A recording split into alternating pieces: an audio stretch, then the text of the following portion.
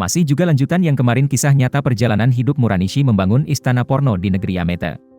Sekarang sudah masuk tahun 90. Bisnis Muranishi berkembang semakin pesat. Jadwal syuting mereka semakin padat, bahkan staf pengikutnya diangkat menjadi sutradara. Tak ada bisnis tanpa resiko, Muranishi selalu kena kasus dan bukan hanya 1-2 kali. Selalunya Kawada yang handle semuanya dari belakang. Sampai saat ini, kerjasama mereka sangat kompak. Kuroki juga semakin tinggi tingkat popularitasnya, gaya bicaranya yang unik membuat dia semakin terkenal, dialah satu-satunya wanita yang berani buka-bukaan bercerita mengenal alat vital sensitif di masa itu. Dia mengikuti berbagai wawancara media, talk show, hingga kampanye. Kuroki dan Muranishi masih seperti dulu tinggal bersama. Suatu hari, seorang banker memperkenalkan satelit TV pada Muranishi. Pada zaman itu, saluran TV berbayar masih termasuk suatu teknologi baru.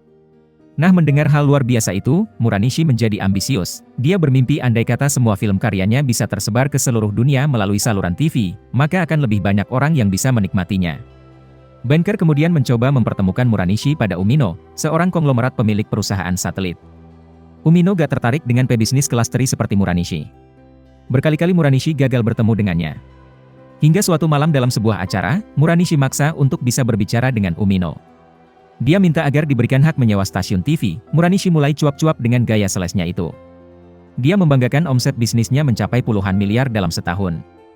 Namun, Muranishi ditertawakan Umino, angka itu tak lain bagaikan upil buat para tamunya.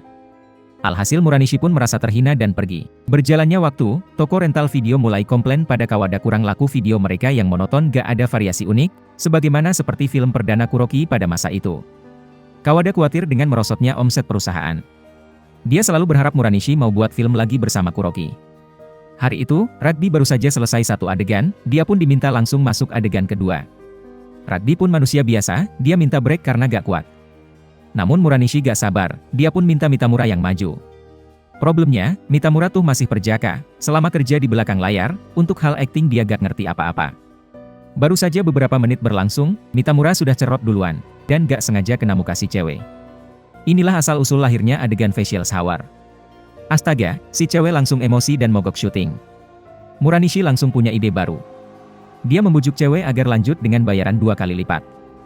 Alhasil laris manis di peredaran. Semenjak itu, artis-artis yang melakukan adegan facial akan mendapat bayaran double. Kawada mulai khawatir dengan keuangan perusahaan.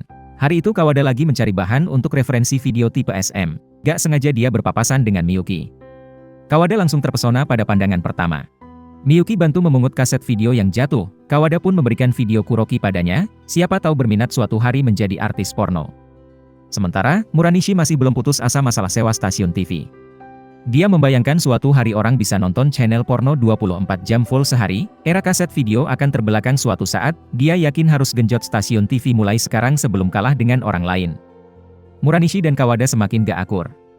Suatu malam pas lagi makan bersama, salah seorang karyawan membongkar aib idola. Dia pernah tidur bersama salah satu anggota boyband di TV. Mendengar itu, Muranishi mulai ada ide baru lagi. Dia minta para artis yang pernah berhubungan dengan boyband agar menceritakan keseluruhan adegan hot padanya. Nah, cerita-cerita tuh ditampung Muranishi sebagai bahan video, kemudian dia sendiri yang memperagakannya. Ternyata hasil penjualan video tersebut sangat bagus.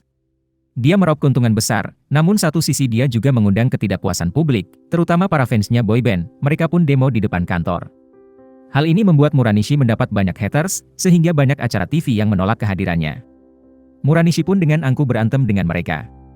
Selalunya Kawada yang bantu minta maaf atas perbuatannya.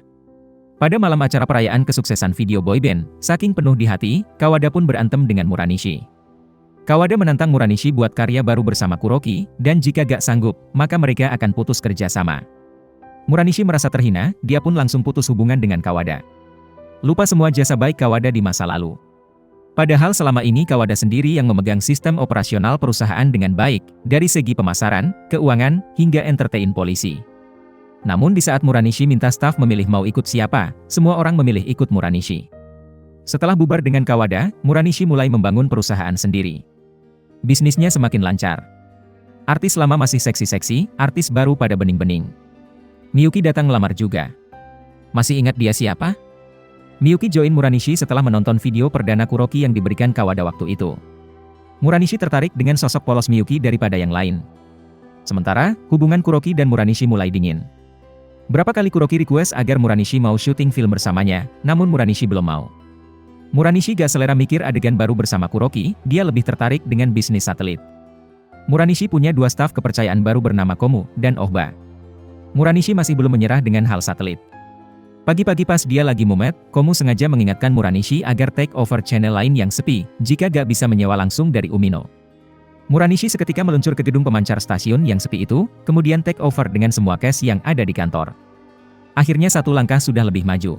Dia pun memulai film perdananya. Muranishi rencana menggunakan artis baru untuk berseksi ria di jembatan. Mengetahui itu, Kuroki kumat gilanya, dia pun wawancara kemana-mana menyebar gosip bahwa dia terpilih sebagai pemain utama film baru Muranishi. Apa daya efek medsos sangat pengaruh, mau gak mau Muranishi mengadakan jumpa pers di kantor. Dia terpaksa ganti konsep syuting, walau terlihat di depan umum gak bermasalah, namun sesungguhnya hubungan mereka mulai retak. Kuroki mulai kecanduan alkohol akibat mengalami tekanan batin. Nah, setelah Muranishi bersusah payah dekatin partner Umino untuk mendapatkan hak penyiaran, dia pun mulai syuting film pertama. Dia minta Kuroki memakai wig bule dan membuat skenario untuk bermain dengan 2 pemain cowok. Ini di luar ekspektasi Kuroki, dia hanya mau berduaan bersama Muranishi saja, seperti syuting dulu. Namun, Muranishi memarahinya terlalu mengutamakan perasaan sendiri, tidak mementingkan keuntungan perusahaan. Muranishi beranggapan, film perdana Kuroki bisa ngehits hanya karena suatu kebetulan saja, pas di momen perusahaan mengalami krisis dan Kuroki masih polos waktu itu, sehingga sungguh-sungguh syutingnya. Jika sekarang mengulang lagi, belum tentu bisa mencapai hasil seperti dulu, sebab perasaan Muranishi terhadap Kuroki sudah beda, gak bergairah seperti dulu lagi. Kuroki sakit hati, dirinya selama ini ternyata hanya dianggap sebagai maskot perusahaan, bukan pasangan secara lahir batin. Dengan kecewa, Kuroki memberikan kesempatan syuting pada Miyuki, dan pergi meninggalkan Muranishi. Nah, setelah tahu Miyuki yang jadi pengganti, Muranishi langsung tertarik terjun sendiri. Memang dasar sutradara gatal, dia meninggalkan satu kru dan syuting berduaan dengan Miyuki. Miyuki pun diberi nama panggung Mariko Nogi, yang sampai sekarang menjadi istrinya real life. Tiba waktunya Muranishi potong pita peresmian saluran TV.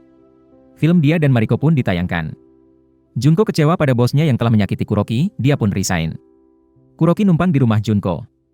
Berjalannya waktu, omset Muranishi mulai mengalami penurunan, sebab yang berlangganan channelnya tuh belum banyak, sehingga gak sepadan dengan biaya sewa satelitnya.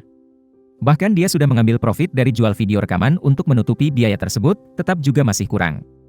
Sekarang ini masih kekurangan 250 juta yen. Setelah ditotalin semua cash, dia masih kurang 50 juta. Kesana kemari Muranishi mencari dana hingga memakai uang pribadi artis, tetap juga gak cukup. Akhirnya Muranishi punya ide dan menggelar tarian striptease, barulah tercukupi. Setelah dana sudah cukup, Muranishi pulang ke kantor untuk mengambil total uang. Tahu-taunya sopir dan keuangannya malah kabur meninggalkan brankas yang kosong. Ternyata mereka sejak awal adalah sepasang sejoli yang memang sudah niat melarikan uang Muranishi.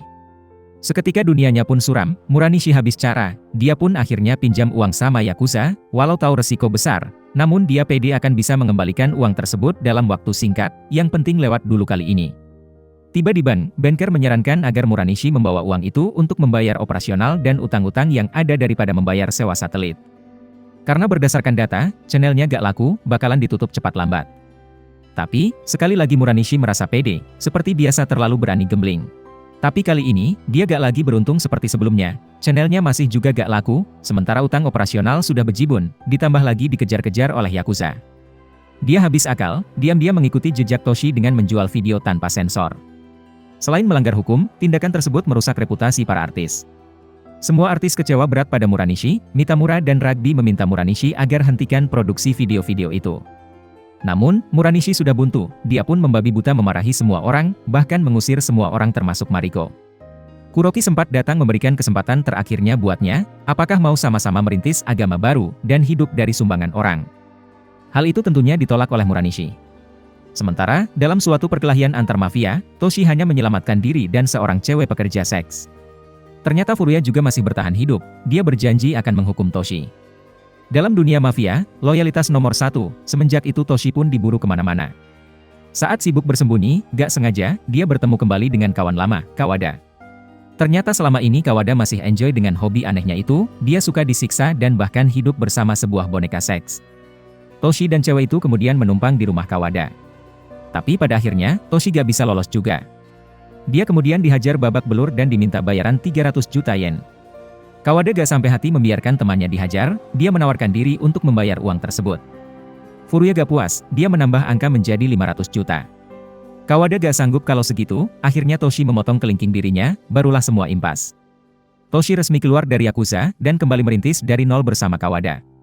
Berjalannya waktu, situasi Muranishi semakin parah, dia dihajar habis-habisan oleh geng Furuya, namun dengan cekatan, Muranishi berhasil kabur. Anak buah Furuya makin emosi, mereka ke perusahaan Kawada untuk minta uang yang Muranishi utang. Satu isi kantor diporak-porandakan, sampai satu-satunya mesin rekam pun dirusakin. Kesal pada Muranishi, Toshi menjemput Muranishi yang sedang bersembunyi sana-sini. Toshi minta Muranishi agar terjun ke bawah jembatan saja, jangan menyusahkan orang lain. Toshi bahkan mengeluarkan pistol untuk menakutkan Muranishi, dia sengaja tembak secara meleset, dia pun meninggalkan Muranishi sendirian di jembatan. Supaya Muranishi bisa bebas, teman-teman lainnya juga aman gak diganggu. Tanpa pikir panjang, Toshi langsung menuju ke sarang Yakuza. Dia langsung menembak Furuya hingga tewas di tempat. Toshi sudah pasrah dikeroyok mereka hingga meninggal. Muranishi hidup dengan menjual barang-barang bekas perusahaan dan foto-foto artis di pantai dan di bawah terowongan. Kawada menasehatinya agar bisa kembali hidup dengan semangat, jangan menyia-nyiakan pengorbanan Toshi. Muranishi menikah dengan Mariko, mereka hidup simpel di sebuah rumah susun. Kuroki masuk rumah sakit akibat jatuh dari apartemen, ada yang bilang karena mabuk, ada juga yang mengatakan dia memang sengaja bunuh diri. Dia dirawat oleh emaknya hingga akhirnya sembuh. Dia pun kemudian melanjutkan sekolah seninya di Italia. Kawada tetap melanjutkan bisnis syuting video biru, kali ini dia punya kreasi dipanjang-panjangin judul film sehingga anak muda banyak yang penasaran. Muranishi menghadiri acara TV yang murahan demi sesuap nasi. Pada akhir cerita, pas suatu hari, Muranishi mengajak pemain cewek untuk syuting bermesraan di tengah jalan raya. Hal itu mengganggu lalu lintas, sehingga polisi pun mengejarnya. Sewaktu ditangkap oleh Polwan, Muranishi sempat-sempat merayunya agar bisa lolos. Muranishi ingin menyampaikan pada kita bahwa hingga detik terakhir, dia gak pernah berhenti memanfaatkan kesempatan yang ada untuk bertahan hidup. Masa sesusah apapun, pasti ada peluang buat kita. Tamat. Jika kamu suka dengan nonton rekap, please subscribe dan tekan lonceng notifikasi. Dukungan kamu sangat berarti buat kita. Terima kasih.